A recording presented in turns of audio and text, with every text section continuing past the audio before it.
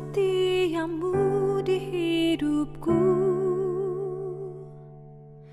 yang tak bersyarat mengasihiku. Ku tak dapat hidup di luar kasih-Mu Tuhan. Ku bersyukur ku memilikimu. Kasih setiamu Tuhan, kasih setiamu besar, ajaib dan heran Tuhanku. Tak berhenti ku memuji-Mu. Kasih setiamu Tuhan, kasih setiamu besar, ajaib perbuatan tangan-Mu, sungguh besar setiamu.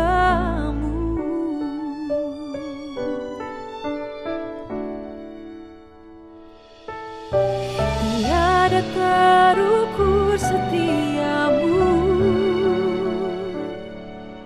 dalamnya tak dapat ku selami.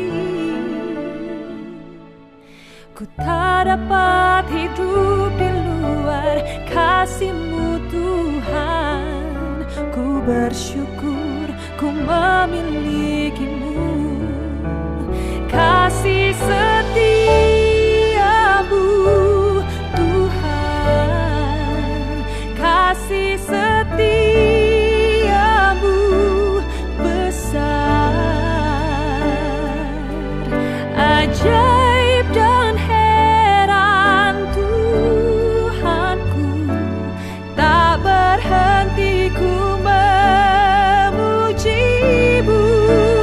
Kasih setiamu Tuhan, kasih setiamu besar,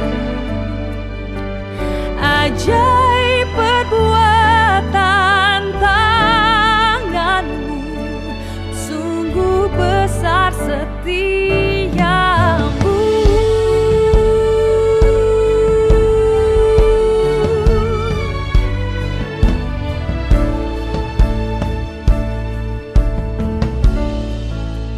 Kasih setiamu Tuhan, kasih setiamu besar,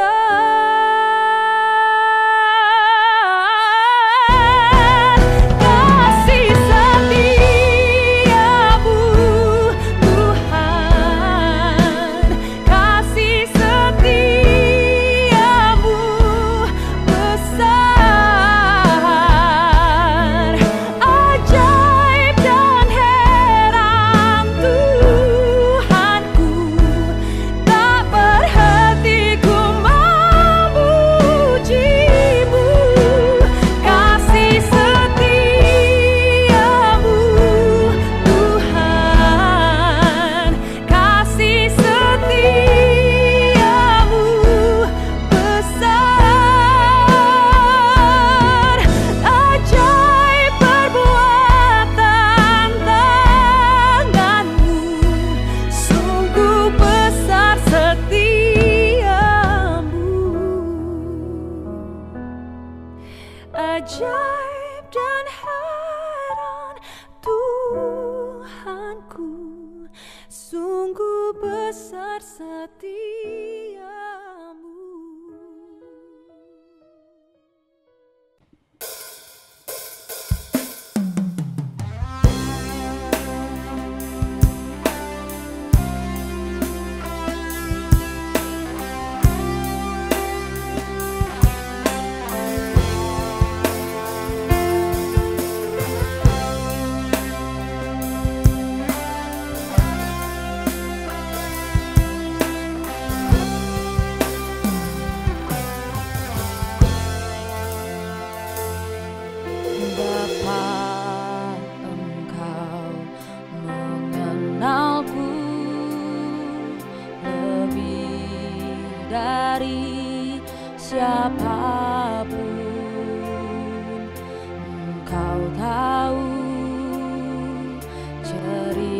cintaku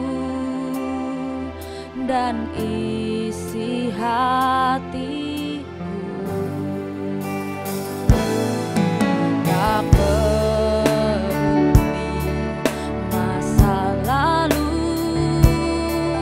Engkau tetap memilihku.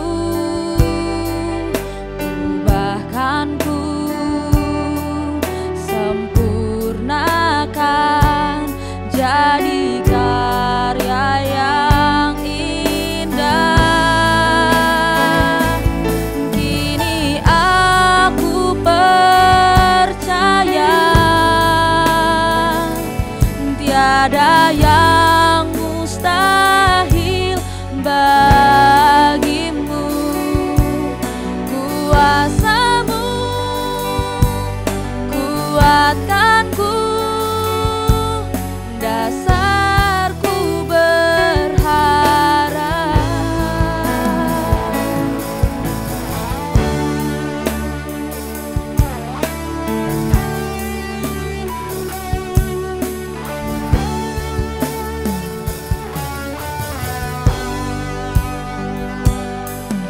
Bapa, Engkau mengenalku lebih dari siapapun. Engkau tahu ceritaku dan isi hatiku. Tak peduli masa lalu, Engkau tetap memilihku.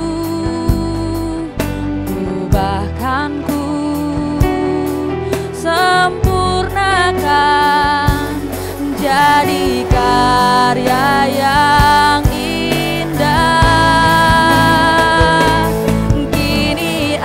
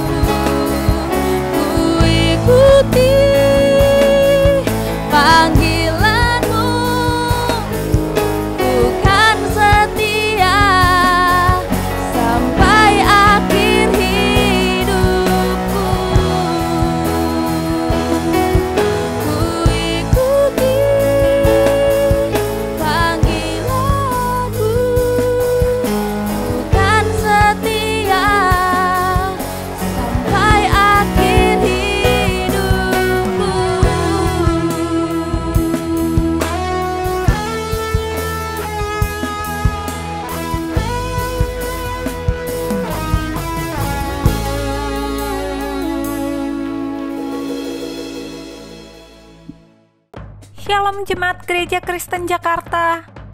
Gereja memberikan layanan ibadah online bagi jemaat.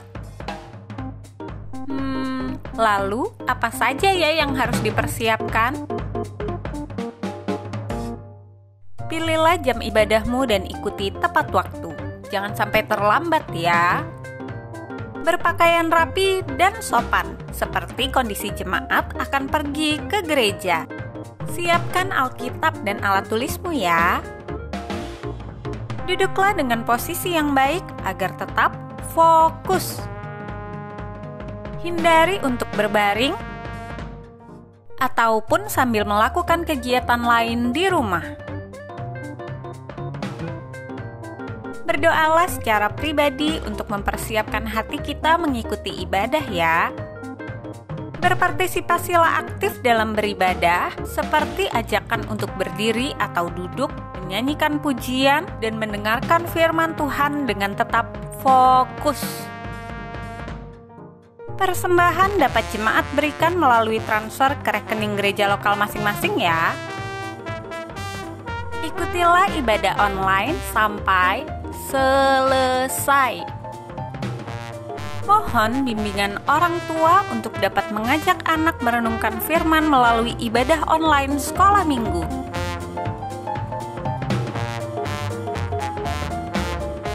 Selamat beribadah, Tuhan Yesus memberkati.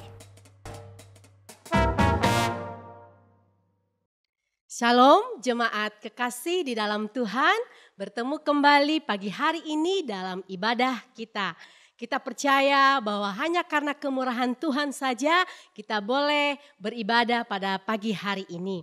Kita akan lebih lagi masuk menikmati hadirat dan lawatan Tuhan. Saya mengajak kita semua bangkit berdiri, kita masuk di dalam saat teduh.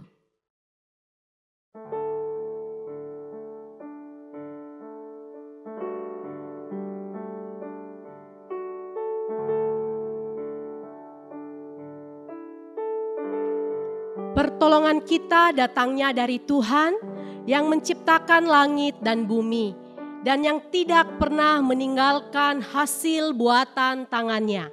Turunlah atas kita sekalian kasih karunia dan damai sejahtera dari Allah Bapa, Putra dan Roh Kudus. Amin.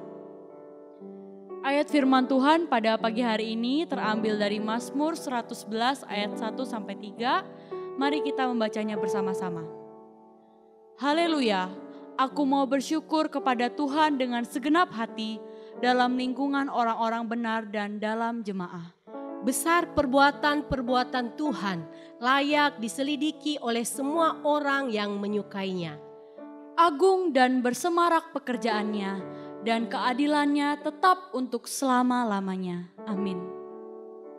Biarlah setiap kita yang membaca dan merenungkan firman Tuhan dapat menjadi pelaku-pelaku firman dimanapun kita berada. Saudara-saudara yang dikasihi Tuhan, walaupun saat ini kita masih beribadah di rumah masing-masing, biarlah kita datang ke hadirat-Nya, menaikkan puji-pujian dan pengagungan untuk Allah kita yang bertata di dalam surga. Kita katakan pujian ini, kita menyembah Allah kita yang hidup. Dengan sungguh dan percaya kita katakan pujian ini.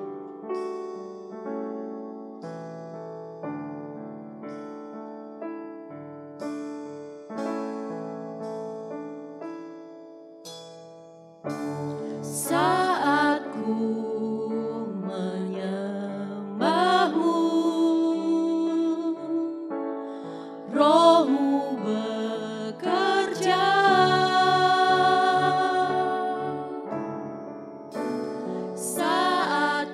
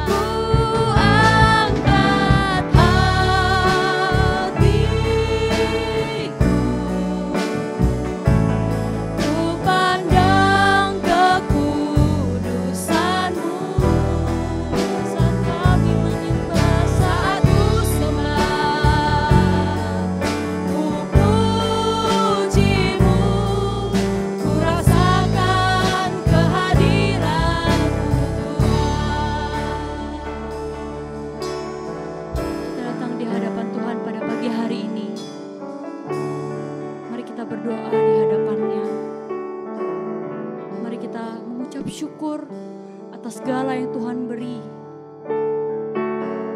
Dari hari Senin, Selasa, sampai hari Minggu ini, kita masih dapat memuji dan menyembah Dia. Mari kita mengucap syukur buat kesehatan yang Tuhan beri. Kita bersyukur kita masih bisa makan, kita masih bisa bertemu dengan orang-orang yang kita kasihi pada saat hari ini. Allah kita adalah Allah yang sungguh luar biasa. Allah kita benar-benar tidak pernah meninggalkan kita sekalipun. Biarlah kita terus menyembah Dia sampai akhir hidup kita. Kita katakan pujian ini. Ku angkat hatiku,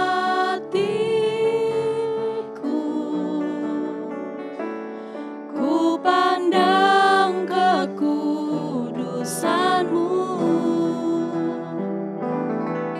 Saat ku sembah, ku puji-Mu, ku rasakan kehadiran-Mu Tuhan.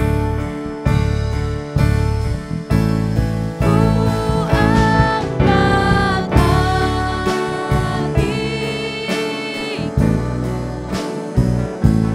ku pandang kekudusan-Mu. Saat ku sembah, puji-Mu, ku rasakan kehadiran-Mu Tuhan. Ku rasakan kehadiran-Mu Tuhan. Ku rasakan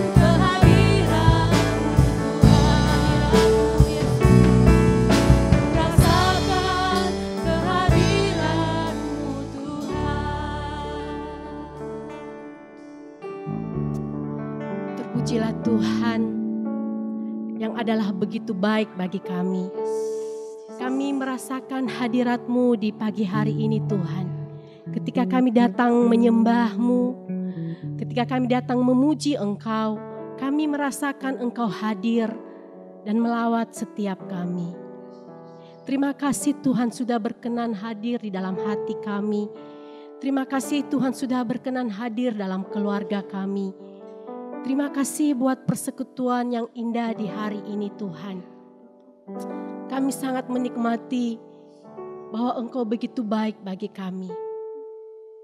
Biarlah penyembahan kami, biarlah pujian kami ini naik ke hadapan Tuhan dan menjadi puji-pujian yang indah, menjadi dupa yang harum di hadapan Tuhan. Teruslah berkarya dalam hidup kami Tuhan, karena kami percaya Tuhan tidak pernah meninggalkan kami. Setiap hari kami selalu bersama dengan Tuhan. Kami selalu menikmati hadirat Tuhan dalam hidup kami. Dalam setiap kegiatan kami, dalam setiap pekerjaan kami, apapun itu, kami yakin ada Tuhan bersama-sama dengan kami. Lawat setiap kami Tuhan pagi hari ini. Kami percaya di dalam ibadah ini kami menerima berkat yang luar biasa dari Tuhan. Kami menikmati sukacita yang besar dari Tuhan. Pimpin kami dari awal sampai berakhirnya ibadah ini. Nama Tuhan saja yang ditinggikan, dipermuliakan. Kuduskan hidup kami Tuhan. Ampuni dari segala kesalahan yang menyakiti hati Tuhan. Sehingga kami layak di hadapan-Mu pagi hari ini. Terpujilah Engkau Bapa. Dalam nama Tuhan kami Yesus Kristus kami berdoa dan mengucap syukur. Haleluya. Amin. Mari seluruh jemaat yang ada di rumah, kita bangkit berdiri, kita mengakui pengakuan iman rasuli. Pengakuan iman rasuli. Aku percaya kepada Allah, Bapa yang Maha Kuasa, Khalik langit dan bumi, dan kepada Yesus Kristus anaknya yang tunggal Tuhan kita, yang dikandung daripada Roh Kudus, lahir dari anak darah Maria, yang menderita sengsara di bawah pemerintahan Pontius Pilatus, disalibkan, mati dan dikuburkan, turun ke dalam kerajaan maut. Pada hari yang ketiga, bangkit pula dari antara orang mati, naik ke surga, duduk di sebelah kanan Allah, Bapa yang Maha Kuasa, dan dari sana Ia akan datang untuk menghakimi orang yang hidup dan yang mati. Aku percaya kepada Roh Kudus, gereja yang kudus dan am, persekutuan orang kudus, pengampunan dosa, kebangkitan tubuh kekal. Amin. Puji nama Tuhan, kita adalah umat yang sudah ditebus oleh Tuhan, oleh darahnya yang kudus. Yang Amin. percaya katakan amin. Amin. Puji Tuhan, kita mau mengangkat pujian ini kepada Tuhan karena kita adalah bait kudus sebagai bukti karya Tuhan, sebagai bukti kebesaran Tuhan atas kehidupan kita. Kita sudah terima kuasa dan kita pun percaya kita akan terima kemenangan yang daripada Tuhan. Amin. Amin. Puji Tuhan. Mari bersuka cita bernyanyi bagi Tuhan.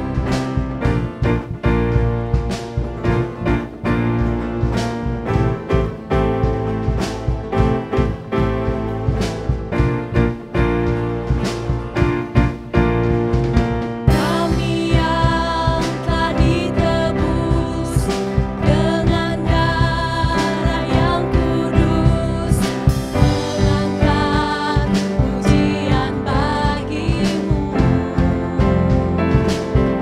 Kami bait kudus-Mu Tuhan. Kami bait kudus-Mu sebagai bukti karya-Mu, nyatakan Kau besar dan hidup. Berlari sampai tujuan. Berlari sampai tujuan, mendapatkan mahkota kekal. Kami terima kuasa-Mu Tuhan, kami terima kemenangan yang Engkau sediakan untuk kami bawa di setiap langkah. Dimanapun kami berdiri, kemanapun kami kan pergi, di situ pasti mujizat-Mu terjadi. Amin. Kami telah ditebus dengan darah yang kudus, mengangkat pujian bagimu. Kami bait kudus-Mu sebagai bukti karya-Mu, nyatakan Kau besar dan hidup. Mari berlari sampai tujuan. Berlari sampai tujuan, mendapatkan mahkota kekal. Kami terima kuasa-Mu Tuhan, kami terima kemenangan yang Engkau sediakan untuk kami bawa di setiap langkah. Dimanapun kami berdiri, kemanapun kami kan pergi, di situ pasti mujizat-Mu terjadi.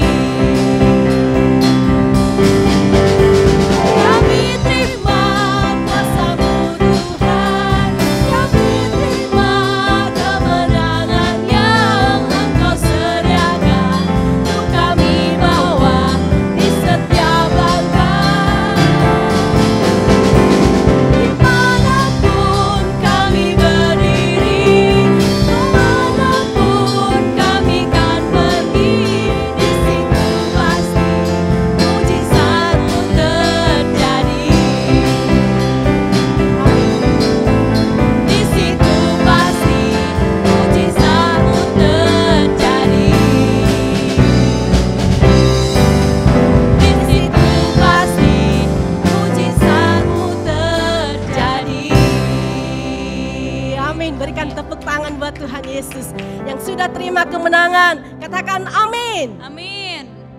Puji Tuhan. Kita akan mendengarkan firman Tuhan yang akan disampaikan oleh Bapak Pendeta Fauzi Duhula Hagu. Mari siapkan hati untuk menerima kebenaran firman Tuhan. Iman kita adalah melihat walaupun tidak terlihat. Pujian ini berkata, kita sadar bahwa semua yang kita miliki dalam hidup ini adalah dari Tuhan. Kita tidak bisa melihat rancangan Tuhan, tapi kita percaya bahwa semua adalah yang terbaik. Kita tidak bisa melihat rencana Tuhan, namun kita percaya bahwa Tuhan tuntun langkah kita. Mari naikkan pujian ini dengan sungguh-sungguh sebagai bukti iman kita kepada Tuhan. Meskipun kita tidak melihat, tapi kita percaya rancangan Tuhan adalah yang terbaik.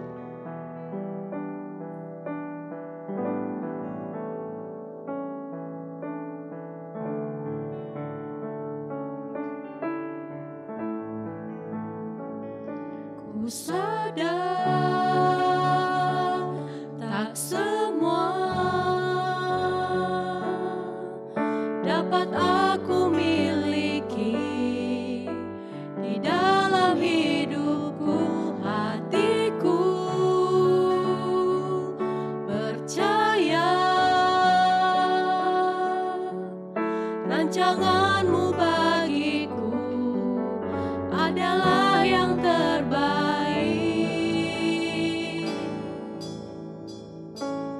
Walau ku tak dapat melihat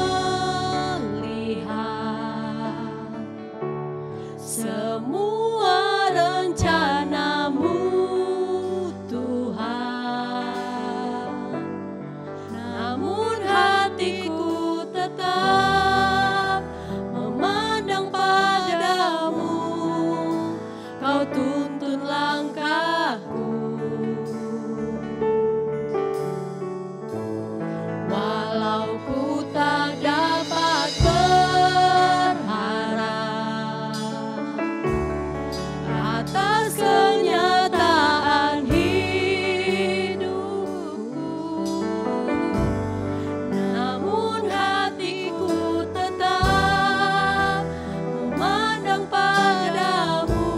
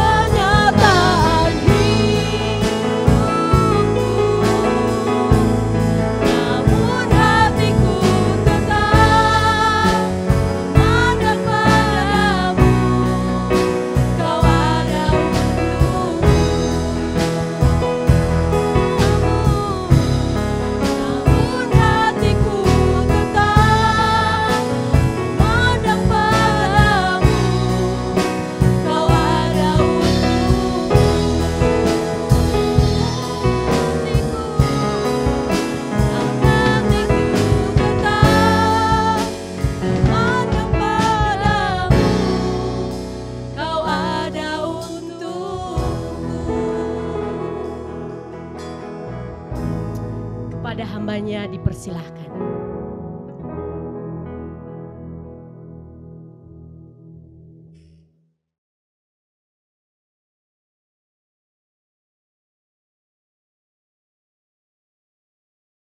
Shalom saudara yang dikasihi Tuhan, kita mengucap syukur karena kita sekali lagi diberikan kesempatan oleh Tuhan, boleh beribadah kepada Tuhan dan juga mendengarkan firman-Nya di minggu pertama dalam bulan Oktober ini. Saudara sekalian, sebelum kita mendengarkan firman Tuhan, mari kita bersatu di dalam doa. Sekali lagi ya Tuhan, kami mohon hikmat-Mu turun atas kami.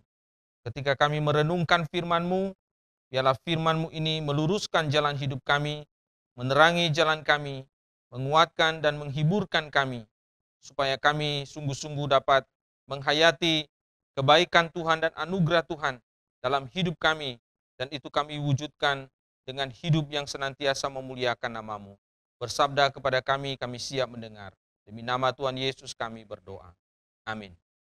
Saudara-saudara yang dikasihi Tuhan, firman Tuhan kepada kita pada pagi hari ini diberikan tema melihat yang belum terlihat.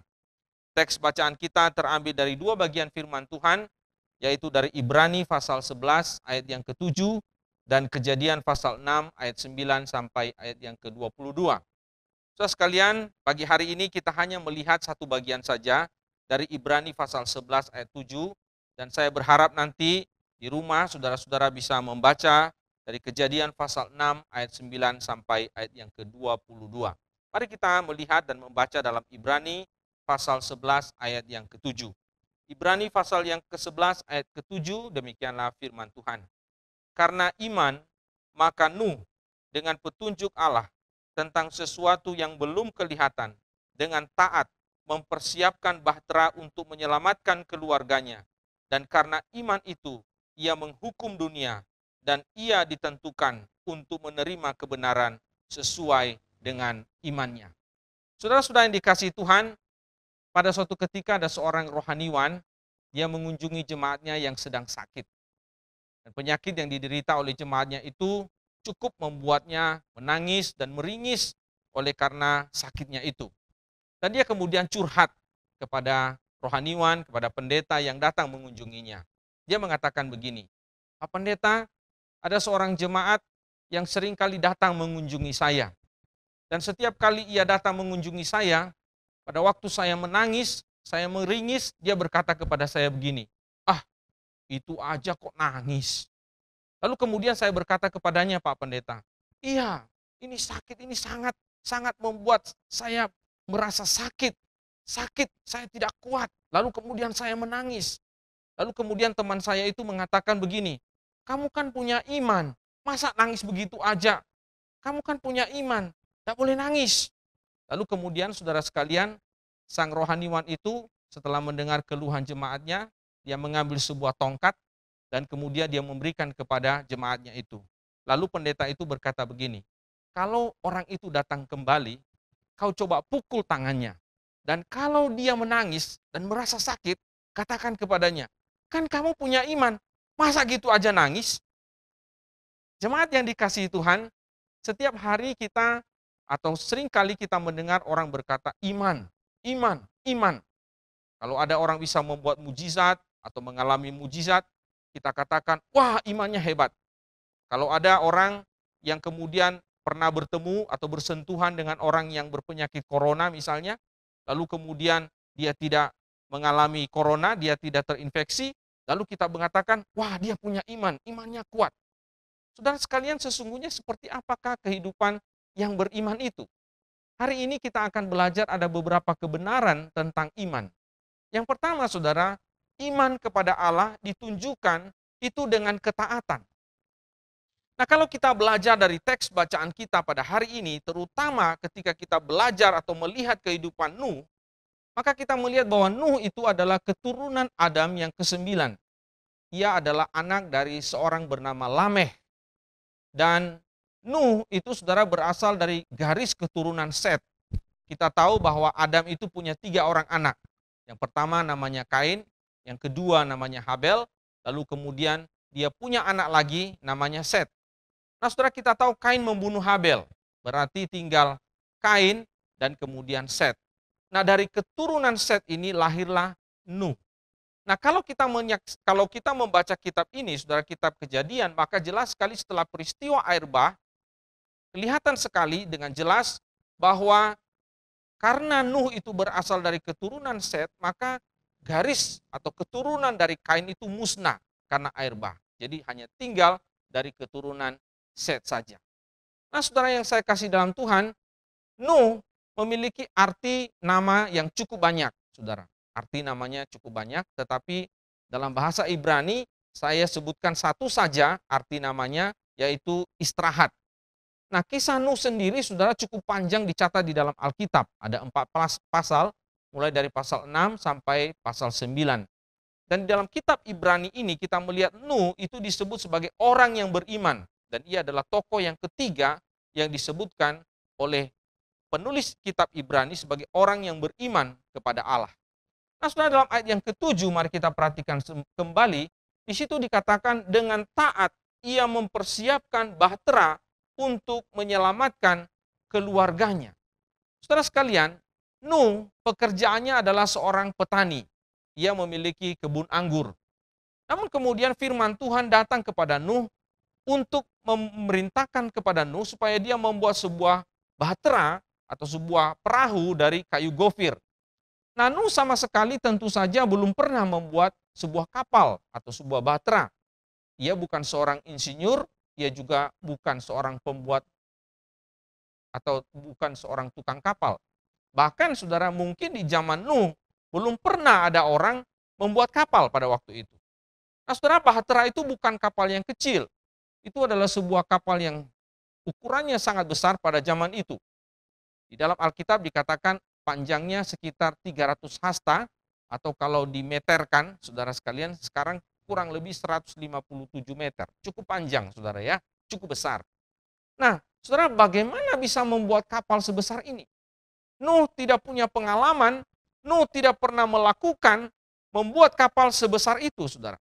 Tetapi yang mengherankan adalah bahwa Nuh itu ketika dia mendengarkan perintah daripada Tuhan, dikatakan dia mentaati perintah Tuhan. Dia taat pada perintah Tuhan. Dia melakukan apa yang Tuhan perintahkan.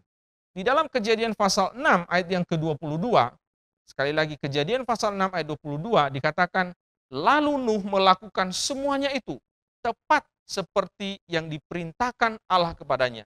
Demikianlah dilakukannya. Nuh, saudara, dikatakan mentaati semua perintah Allah itu dengan tepat. Tidak ada satupun yang dilalaikannya.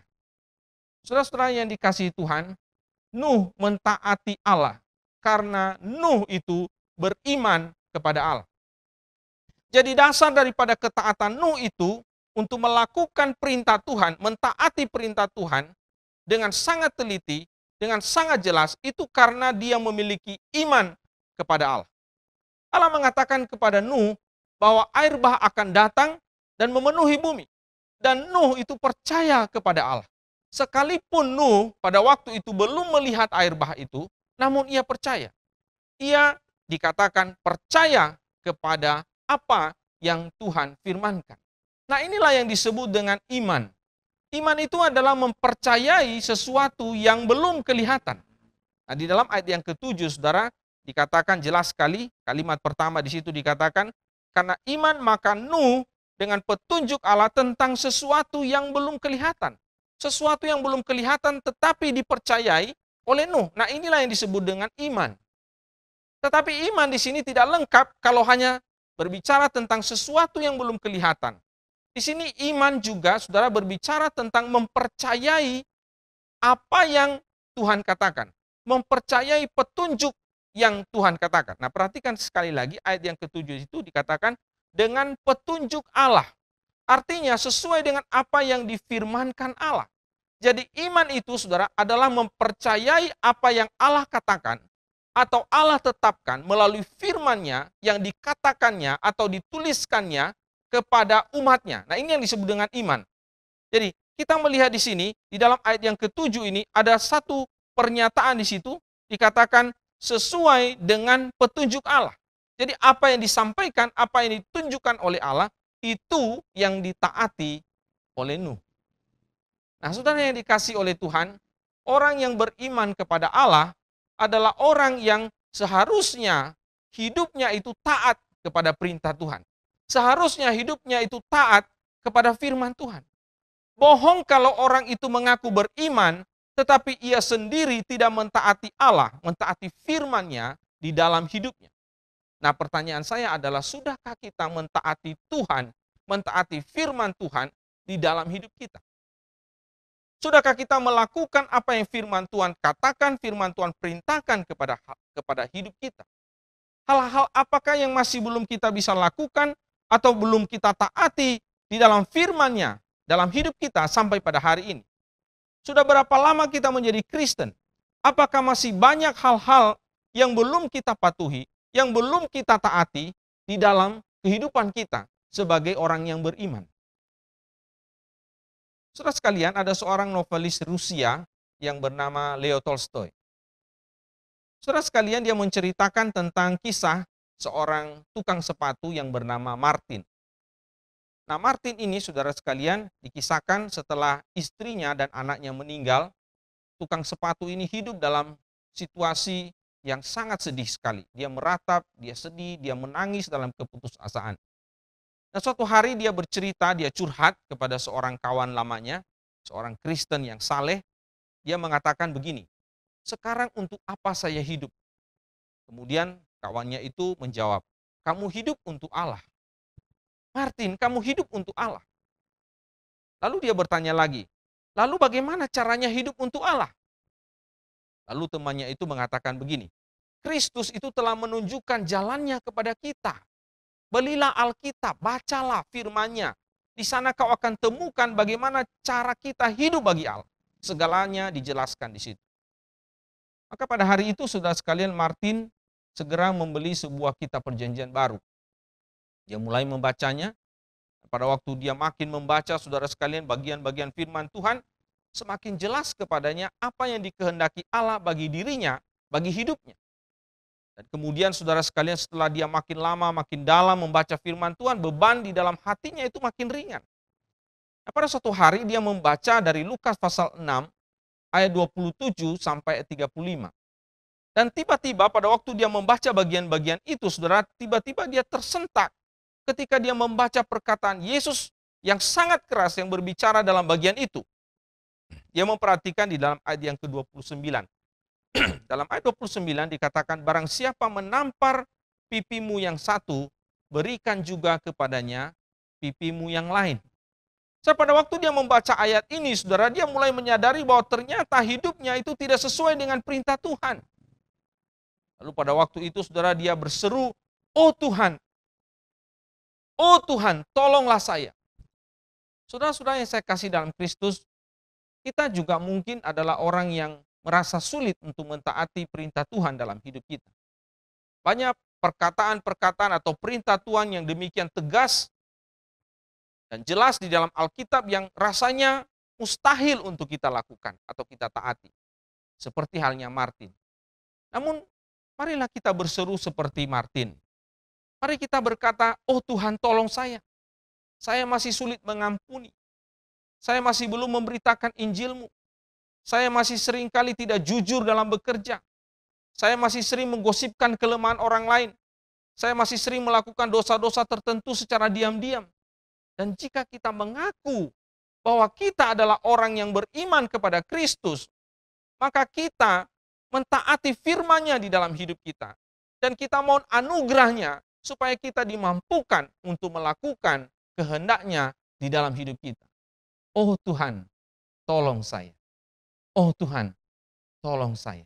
Supaya saya bisa mentaati firman-Mu, mentaati kehendak-Mu di dalam hidup saya sebagai orang yang beriman. Yang kedua, saudara sekalian, iman kepada Allah merupakan pengadilan bagi orang lain. Nah, mari kita melihat kalimat selanjutnya. Di situ dikatakan, "Dan karena iman itu, ia menghukum dunia." Saudara, kalimat ini agak sulit kita mengerti. Bagaimana bisa seorang Nuh menghukum dunia? Bukankah hanya Allah yang berhak menghukum dunia? Nah, saudara, kebingungan kita ini akan terjawab ketika kita melihat konteks daripada Kejadian pasal 6 ketika kita melihat kehidupan orang-orang pada zaman itu, saudara sekalian. Nah, mari kita lihat di dalam Kejadian pasal 6, ayat pertama sampai ayat yang ke-6. Kejadian pasal 6, ayat pertama sampai 6, saudara, di situ dijelaskan tentang kehidupan orang-orang pada zaman Nuh, saudara. Nah, di dalam ayat yang kelima, Kejadian pasal 6, ayat yang kelima, di situ jelas sekali dinyatakan tentang kehidupan orang-orang pada zaman itu. Dikatakan demikian, ketika dilihat Tuhan bahwa kejahatan manusia besar di bumi, dan bahwa segala kecenderungan hatinya selalu membuahkan kejahatan semata-mata, maka menyesallah Tuhan bahwa ia telah menjadikan manusia di bumi dan hal itu memilukan hatinya. Di dalam ayat 12, mari kita lihat lagi. Dalam ayat 12 dikatakan, Allah menilik bumi itu dan sungguhlah rusak benar, sebab semua manusia menjalankan hidup yang rusak di bumi. Saudara, dari dua bagian ini kita melihat bahwa keadaan manusia pada zaman Nuh sangat bobrok. Mereka hidup dalam kejahatan. Kecenderungan hatinya adalah jahat semata-mata. Dan mereka hidup di dalam kekerasan. Sehingga kehidupan manusia pada zaman itu sangat-sangat memilukan hati Allah. Kalau boleh saya katakan, saudara sekalian, atau saya mencoba menggambarkan kehidupan manusia di zaman Nuh, itu seperti berada di dalam zaman kegelapan. Dosa telah menyebabkan dunia berada dalam kemerosotan yang luar biasa, dalam zaman yang sangat gelap. Namun dalam keadaan kegelapan seperti itu, dalam keadaan yang demikian, hadirlah seorang bernama Nuh. Nuh adalah seorang yang benar. Dikatakan di dalam Kejadian pasal 6, Nuh adalah seorang yang tidak bercela di antara orang-orang sezamannya. Bahkan dikatakan dia hidup bergaul dengan Allah. Kalau boleh saya gambarkan sekali lagi, Nuh itu ibarat terang yang bersinar di dalam kegelapan. Dan ketika sinar itu terbit di dalam kegelapan, terlihat di dalam kegelapan, maka kegelapan itu menjadi jelas, saudara. Sebelum ada terang, kegelapan itu tidak bisa disebut sebagai kegelapan. Namun ketika ada sinar, ada terang, maka kegelapan itu menjadi terlihat bahwa itu adalah gelap. Saudara sekalian, William Barclay, seorang teolog, pernah menuliskan demikian. Yang sering terjadi justru bahwa dengan memberlakukan hidup Kristiani secara pribadi, maka dengan tidak sengaja orang Kristen telah membuat orang lain merasa diadili. Di dalam bagian yang lain lagi, beliau menuliskan begini, karena di dalam terang kebaikan itu, kejahatan akan nampak terkutuk. Saudara-saudara yang dikasihi Tuhan, iman kepada Allah yang ditunjukkan oleh Nuh itu sebenarnya sedang menunjukkan betapa bobrok dan hancur dan jahatnya dunia di mana Nuh hidup pada waktu itu. Beda dengan Nuh, antara Nuh dengan orang-orang yang hidup pada zaman itu. Tentu saja kalau kita katakan Nuh hidupnya itu sama dengan orang-orang pada zaman itu, maka kita tidak bisa membuktikan atau kita tidak bisa menunjukkan kejahatan atau manusia yang jahat pada waktu itu, karena sama aja, saudara. Nah, di Athena itu, saudara, tinggallah seorang yang bernama Aristides. Aristides ini dikenal sebagai seorang yang benar. Perilaku hidupnya, tutur katanya, tindakannya, dan ia selalu menunjukkan kebaikan kepada orang lain. Nah, suatu ketika masyarakat di kota Athena itu mengambil keputusan untuk mengusir Aristides dari Athena. Mereka tidak membiarkan Aristides tinggal bersama dengan mereka. Nah, suatu saat ada seseorang bertanya kepada warga Athena, kenapa mereka melakukan hal itu? Nah, salah seorang warga kemudian menjawab begini, karena aku bosan mendengar bahwa Aristides itu selalu disebut sebagai orang yang benar. Saudara yang dikasihi Tuhan, kehidupan kekristenan kita, kehidupan Kristiani kita yang dikatakan beriman kepada Allah, seharusnya itu kita tunjukkan, yang menunjukkan kepada dunia ini bahwa kita tidak sama dengan dunia ini. Kita berbeda dengan dunia ini. Dan hal itu terlihat dari perilaku hidup kita, sikap kita, tindakan kita, dan apapun yang kita lakukan. Perilaku hidup kita yang benar sebenarnya secara tidak langsung telah menjadi penghakiman bagi dunia ini. Nah, jika kita sama dengan orang-orang yang tidak beriman lainnya, lalu bagaimana kita bisa menunjukkan kejahatan di dalam dunia ini? Jika kita masih suka menipu, Bagaimana kita bisa menunjukkan kepada orang yang suka menipu bahwa apa yang mereka lakukan itu suatu kejahatan. Jika kita masih suka korupsi, bagaimana kita bisa menunjukkan kepada orang yang suka korupsi itu bahwa korupsi itu dosa. Jika kita masih belum bisa bertanggung jawab dalam bekerja, bagaimana kita bisa menunjukkan bahwa mengabaikan tanggung jawab dalam bekerja itu merupakan dosa di hadapan Tuhan. Demikian seterusnya. Nah, mari kita menunjukkan kepada dunia ini bahwa hidup kita berbeda. Jangan sampai kita sama dengan dunia ini. Berbeda tentu saja tidak menjadi orang yang aneh. Kita tetap menjalani kehidupan yang normal. Kita bisa bergaul dengan orang, berteman dengan siapapun. Namun ingat, hidup kita harus berbeda dengan cara hidup orang yang tidak beriman kepada Allah. Oh, saudara sekalian, terlebih di zaman pandemi ini, begitu sulit untuk kita bisa menunjukkan kehidupan yang berbeda dengan orang yang tidak mengenal Allah. Kadang-kadang sama saja. Banyak hal yang bisa membuat kita mengambil jalan pintas atau meniru gaya dunia ini. Nah, kalau itu yang kita lakukan, bagaimana kita bisa menjadi terang bagi dunia ini jika perilaku dan gaya hidup kita sama saja dengan orang yang tidak beriman? Yang ketiga, saudara, iman kepada Allah itu menyebabkan seseorang dibenarkan. Nah, mari kita membaca kalimat terakhir dari ayat yang ke-7. Dikatakan demikian. Dan ia ditentukan untuk menerima kebenaran sesuai dengan imannya. Saudara, ini adalah kalimat yang paling penting. Seseorang yang dibenarkan di hadapan Allah bukan karena perbuatannya, tetapi karena imannya. Ini adalah doktrin yang paling fundamental dalam kekristenan kita. Kita diselamatkan karena iman. Nah, Nuh, saudara, dikatakan percaya kepada Allah yang telah berfirman kepadanya. Ia percaya bahwa air bah akan terjadi. Ia percaya bahwa ia dan keluarganya akan selamat di dalam bahtera. Dan kepercayaan inilah yang disebut dengan iman. Dan Nuh, saudara, tidak membutuhkan sebuah bukti dari apa yang Allah katakan kepadanya. Dia percaya bahwa air bah akan terjadi. Dia percaya bahwa di dalam bahtera keluarganya akan diselamatkan. Seorang bernama Dihan, saudara sekalian, penulis renungan harian, dia pernah mengatakan begini. Iman sejati tidak meminta bukti-bukti tambahan. Tidak meminta tanda-tanda atau suara-suara atau penglihatan-penglihatan atau mimpi-mimpi.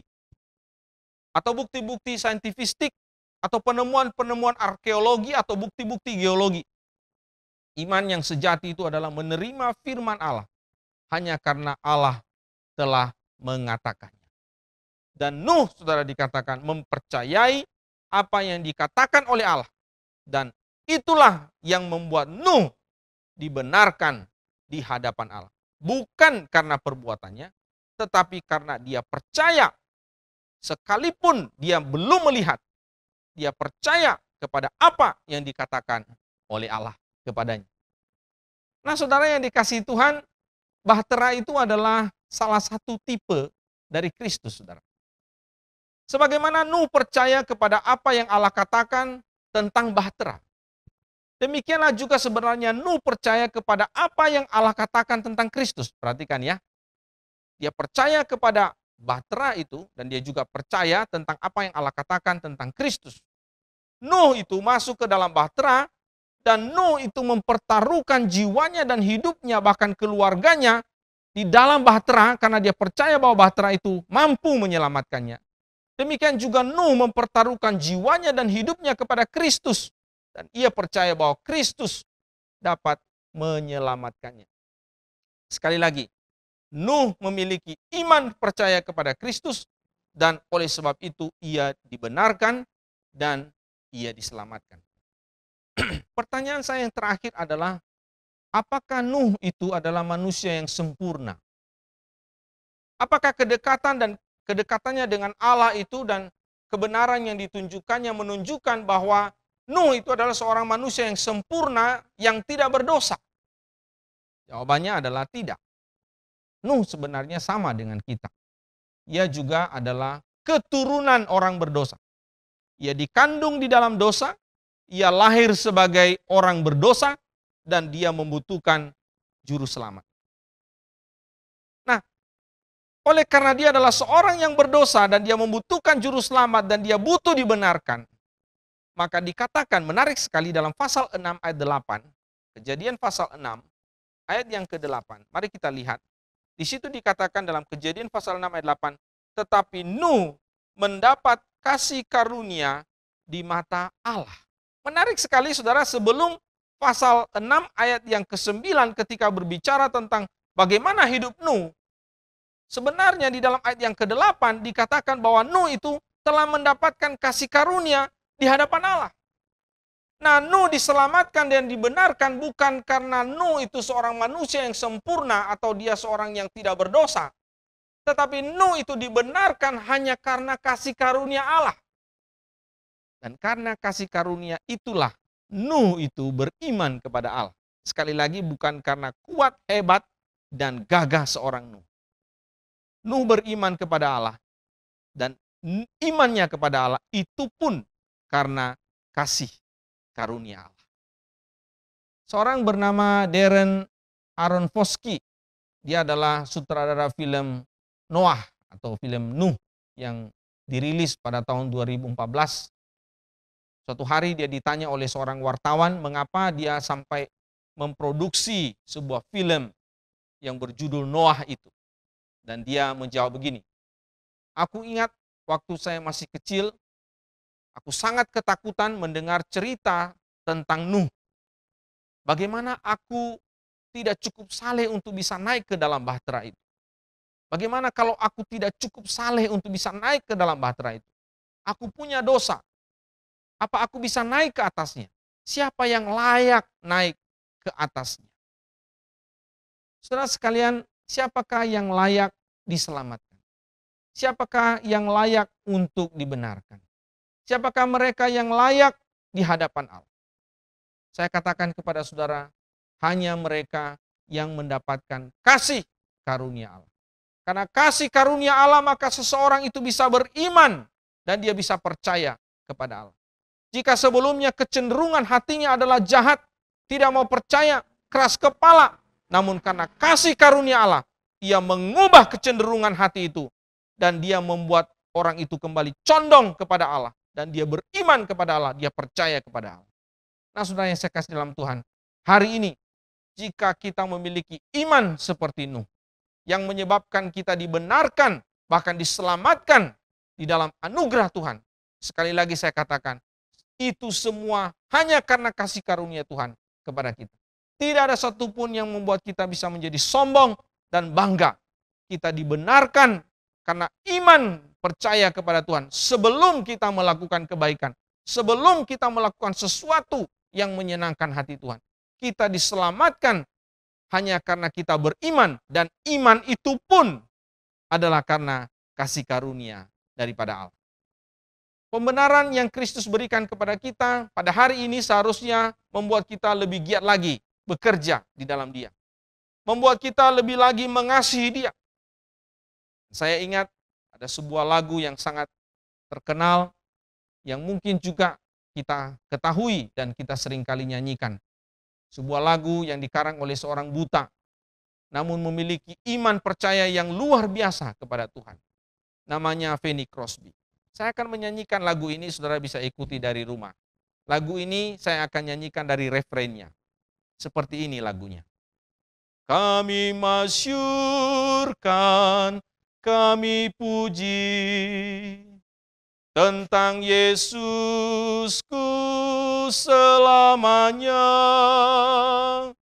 Kami masyurkan, kami puji tentang Yesusku selamanya. Aku mau taat sepenuhnya, suka surgawi turun melimpah, malaikat datang bawa berita, kasih karunia dari Bapa. Kami masyurkan, kami puji. Fanny Crosby, seorang yang buta sejak kecilnya. namun ia telah mengalami kasih karunia Allah. Sehingga dia percaya, dia beriman kepada Allah, dan dia dibenarkan, dan dia diselamatkan. Sukacita besar memenuhi hidupnya, karena keselamatan yang dia terima itu adalah cuma-cuma. Dan itu membuat Fanny Crosby, meskipun dia buta, tetapi dia telah menjadi berkat bagi banyak orang. Ia mengarang begitu banyak lagu yang sering kali kita nyanyikan bahkan sampai pada hari ini. Ia bersaksi kepada begitu banyak orang tentang Kristus yang telah menyelamatkannya, yang telah membenarkannya. Di hadapan Kongres Amerika, bahkan di hadapan Presiden Amerika Serikat, dia pernah bersaksi, dia pernah menyatakan imannya kepada mereka. Fanny Crosby, seorang yang buta, tetapi dia telah memasyurkan Allah di dalam hidupnya. Mari saudara sekalian, kalau kita adalah orang-orang yang telah dibenarkan karena iman kita kepada Allah, seharusnya membawa kita untuk memasyurkan nama Tuhan di dalam hidup kita. Karena keselamatan yang kita terima itu adalah cuma-cuma, dan itu juga kita harus bagikan, nyatakan, beritakan kepada orang lain.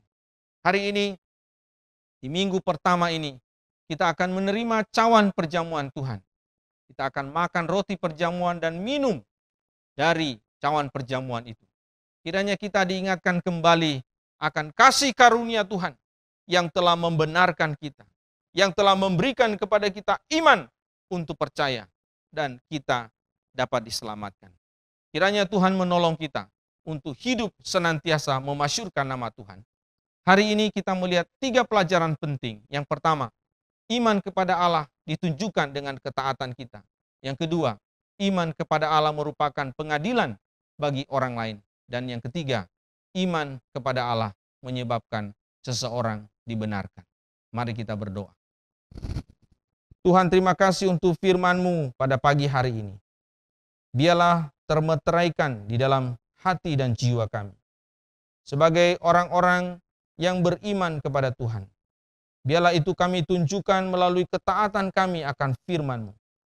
Dan juga dalam perilaku hidup kami yang menunjukkan bahwa kami berbeda dengan dunia ini. Tolong kami juga Tuhan, ketika kami telah dibenarkan oleh karena kasih karunia-Mu, dan itu membuat kami beriman kepadamu. Biarlah kami memasyurkan nama-Mu, memuliakan Engkau, mengagungkan Engkau, mensyukuri kasih karunia-Mu di dalam hidup kami. Meteraikan firman-Mu Tuhan, demi nama Tuhan Yesus kami berdoa. Amin.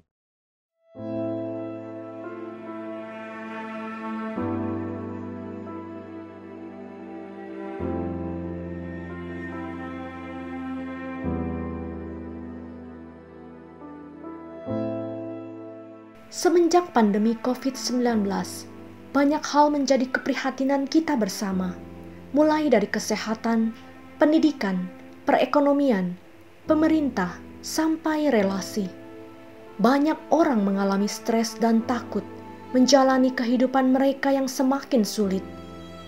Marilah kita berdoa supaya anak-anak Tuhan siap dan peka serta dapat setia melakukan panggilan Tuhan di tengah masa sulit ini. Kiranya Roh Kudus mengilhamkan orang-orang Kristen di semua lingkungan, komunitas dan kota untuk senantiasa berdoa, hidup memberi, mencintai, melayani, dan memberitakan Injil, agar nama Yesus Kristus dimuliakan di seluruh dunia.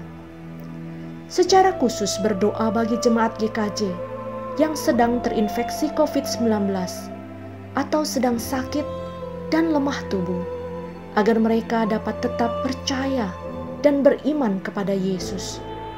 Tuhanlah yang menolong menjamah dan menyembuhkan mereka. Marilah kita juga bersatu dalam doa. Kiranya Tuhan berbelas kasihan atas Indonesia dan memberkati setiap usaha pemerintah untuk memulihkan perekonomian, pendidikan, dan kesehatan di seluruh aspek kehidupan Indonesia. Tuhanlah Allah yang memegang kendali. Dialah Allah atas segalanya. Biarlah kita hanya berharap dan percaya kepada kasih setia-Nya.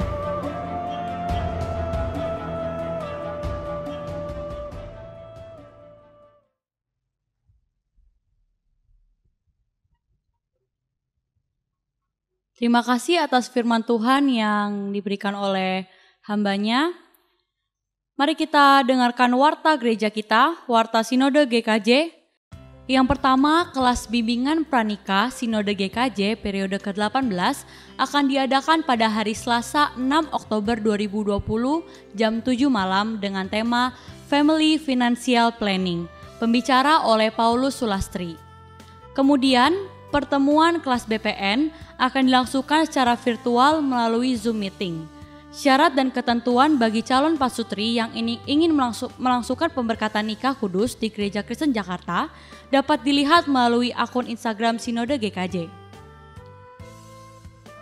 Kelas SMK 2 akan diadakan pada hari Kamis 8 Oktober 2020 jam 7 malam dengan tema Doa Puasa Bagaimana? Peserta Room 1 dilayani oleh Pendeta Bobby Mesah, peserta Room 2 dilayani oleh Pendeta Fritz Octavianus. Kiranya seluruh peserta SMK 2 dapat mempersiapkan diri dan tepat waktu.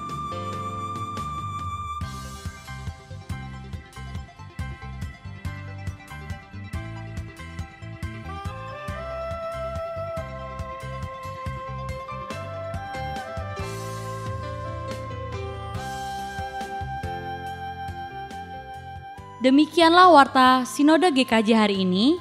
Terima kasih atas perhatian Bapak, Ibu, dan saudara-saudari. Tuhan Yesus memberkati. Mari kita memberikan persembahan yang terbaik untuk Tuhan. Kita katakan pujian ini kasih Allah yang tak berkesudahan.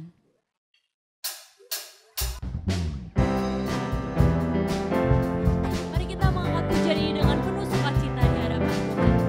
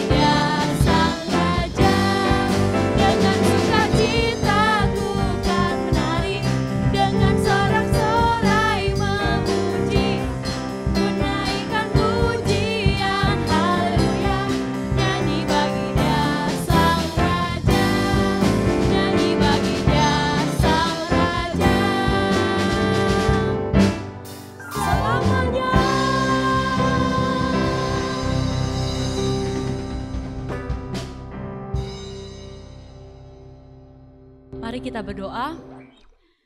Ya Bapa dalam surga, terima kasih buat kesempatan hari ini kami masih bisa beribadah, bersekutu dengan Engkau ya Bapa. Dan kami juga telah memberikan persembahan, sebagian dari apa yang kami miliki Tuhan. Engkau berkati, biarlah apa yang kami berikan Tuhan bukan menjadi hal yang sia-sia, tapi untuk menyenangkan hati-Mu, terlebih untuk memperluas kerajaan-Mu di dunia ini. Terima kasih ya Bapa dalam surga. Hanya dalam nama-Mu kami sudah berdoa dan mengucap syukur. Amin.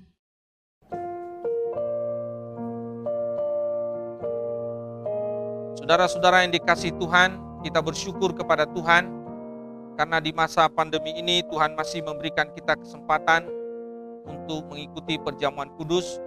Dan perjamuan kudus ini adalah yang pertama kali dilaksanakan oleh Sinode Gereja Kristen Jakarta di masa pandemi ini. Mari kita memohon rahmat Tuhan, kiranya melalui perjamuan ini kita semua diberkati dan diteguhkan imannya oleh Tuhan. Saudara, sebelum kita akan masuk dalam perjamuan, mari kita sekali lagi bersatu di dalam doa. Ya Tuhan yang penuh kasih dan rahmat, kami datang kepadamu pada saat pagi hari ini. Kami sadar bahwa kami tidak sempurna di dalam hidup kami. Banyak dosa, ada pelanggaran, ada ketidaktaatan yang kami lakukan dalam perjalanan hidup kami sebagai orang beriman. Ampuni dosa kami, kuduskan kami, sucikan kami, layakkan kami, tahirkan kami dari segala pelanggaran dan dosa kami, dan terimalah kami sebagai anak-anak-Mu yang telah Engkau tebus oleh darah-Mu, sehingga kami dilayakkan oleh kasih kemurahan-Mu menerima perjamuan kudus pada hari ini. Terima kasih Bapa di surga. Demi nama Tuhan kami Yesus Kristus kami berdoa. Amin. Saudara-saudara yang dikasihi Tuhan, perjamuan kudus memiliki 3 makna yang sangat penting bagi pemahaman kekristenan kita. Yang pertama, perjamuan kudus mengingatkan kita akan kasih karunia Tuhan di dalam hidup kita sebagai orang beriman. 2000 tahun yang lalu, Kristus telah datang ke dalam dunia. Dia telah mati di kayu salib, menggantikan kita. Dia telah menyerahkan nyawanya, mencucurkan darahnya bagi kita untuk menebus dosa-dosa kita, membebaskan kita, melepaskan kita dari segala kejahatan kita. Hari ini ketika kita menerima roti dan anggur perjamuan ini, mengingatkan kita betapa besarnya kasih-Nya, betapa luar biasanya anugerah-Nya, kasih karunia-Nya bagi hidup kita. Mari ketika kita menerima roti dan anggur ini, kita sekali lagi mengingat akan anugerah-Nya. Yang kedua, perjamuan kudus mengingatkan kita bahwa sekali ketika kita telah percaya kepada Tuhan, maka hidup kita menyatu dengan Dia. Dia di dalam kita dan kita di dalam Dia. Roti dan anggur yang akan kita makan dan akan kita minum bersama akan masuk di dalam tubuh kita dan akan terserap di dalam darah dan daging kita.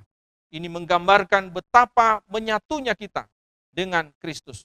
Dan tidak hanya dengan Kristus, tetapi juga menyatukan kita dengan saudara-saudara seiman kita di seluruh dunia ini, disatukan oleh anugerah Tuhan, oleh kasih karunia Tuhan. Yang ketiga, saudara, perjamuan kudus mengingatkan kita akan pengharapan kita. Sebagai orang yang beriman, kita memiliki pengharapan bahwa Kristus akan datang kembali. Dan ketika Dia datang kembali, kita akan berjumpa dengan Dia. Dia akan menghapus air mata kita. Dan Dia akan menjamu kita dalam sebuah perjamuan yang besar yang akan kita hadiri, yang kita akan nikmati bersama dengan Dia. Dan inilah pengharapan yang kuat bagi jiwa kita. Di tengah-tengah begitu banyak persoalan, di tengah-tengah begitu banyak kesulitan dan penderitaan dalam hidup di tengah-tengah dunia ini, kita masih memiliki harapan di dalam Dia. Dan perjamuan kudus ini mengingatkan kita kembali akan pengharapan itu. Saudara-saudara yang ada di rumah, kami mengingatkan kepada saudara sesuai dengan tata dasar gereja kita dan juga sesuai dengan teologi kita, bahwa perjamuan kudus ini hanya dibagikan bagi saudara-saudara yang telah memenuhi syarat yang tentunya telah disampaikan melalui gereja yang sudah menyampaikannya kepada kita masing-masing. Dan hari ini kita akan menerima perjamuan itu, dan saya persilakan nanti saudara-saudara yang ada di rumah, tentu sebagai kepala keluarga, akan membagikan roti dan anggur itu di tengah-tengah keluarganya masing-masing. Saudara sekalian, pada malam waktu Yesus diserahkan, Yesus mengambil roti, Dia mengucap syukur atasnya, Dia memecah-mecahkannya, dan Dia memberikan kepada murid-muridnya, dan Dia berkata kepada mereka, "Inilah tubuhku yang diserahkan bagi kamu. Perbuatlah ini setiap kali kamu memakannya, menjadi peringatan akan aku." Demikian juga Ia mengambil cawan, Dia mengucap syukur atasnya, dan Dia memberikannya kepada murid-muridnya, dan Dia berkata kepada mereka, "Cawan ini adalah perjanjian yang baru yang telah dimeteraikan oleh darahku. Perbuatlah ini setiap kali kamu meminumnya, menjadi peringatan akan aku." Saudara sekalian, mari kita menyanyikan satu pujian dari Kidung puji-pujian Kristen nomor 166, salib yang hina. Dan saya persilakan roti dan anggur akan dibagikan di rumah masing-masing. Kita akan menyanyikan lagu ini, salib yang hina.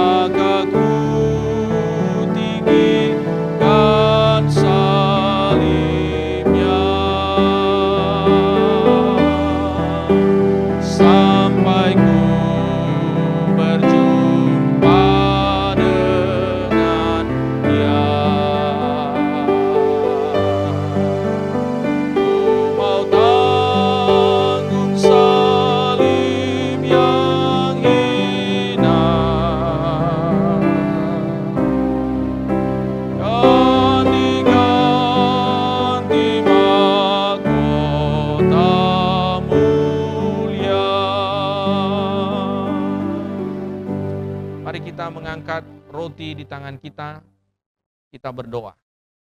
Tuhan, kasihanilah kami di dalam anugerah dan kasih setiamu. Berkenankanlah kami untuk makan roti yang melambangkan tubuhmu ini, agar melaluinya kami makin hari, makin hidupnya berkenan kepadamu. Mau berkorban bagi pekerjaanmu, mau berkorban bagi pekerjaanmu dan bagi sesama. Terima kasih Tuhan. Demi nama Tuhan Yesus kami berdoa. Amin. Mari kita memakannya.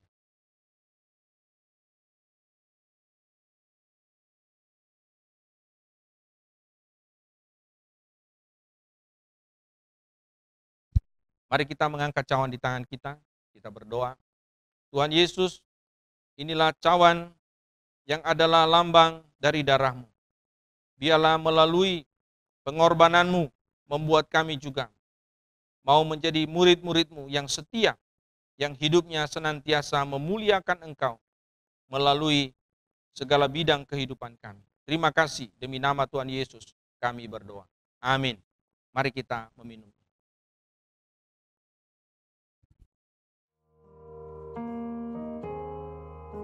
Sekali lagi kita berdoa.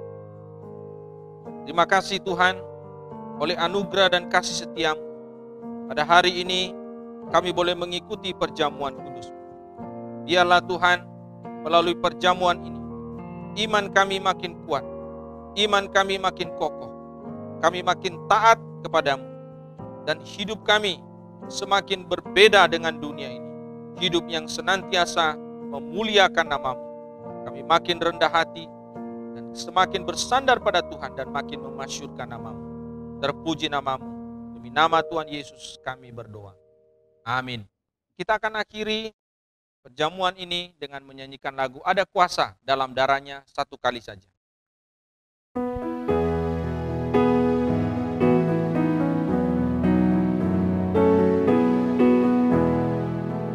Ada kuasa dalam darahnya, darah domba Allah. Ada kuasa dalam darahnya, darah anak domba Allah. Kita akan mengakhiri ibadah kita menyanyikan doksologi.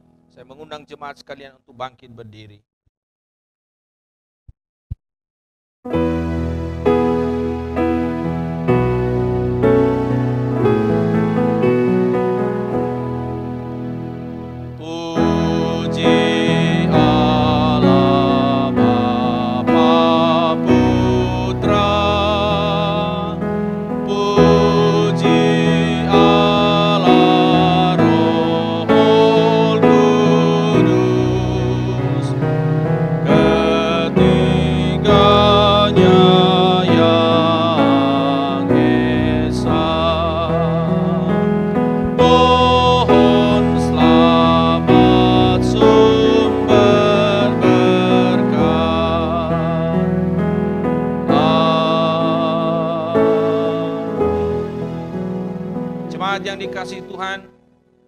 Jadilah duta-duta Kristus yang mewartakan kasih-Nya, anugerah-Nya bagi dunia ini.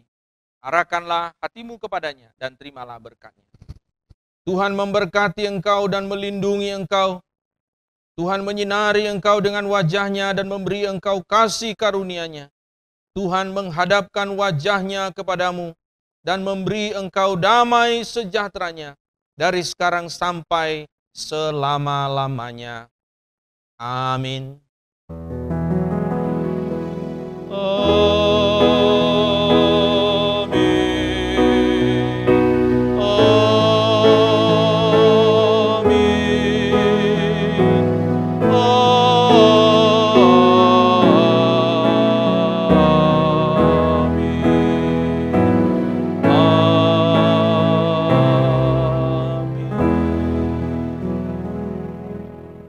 Jemaat duduk kembali, saat teduh, ibadah selesai. Tuhan Yesus memberkati kita semua.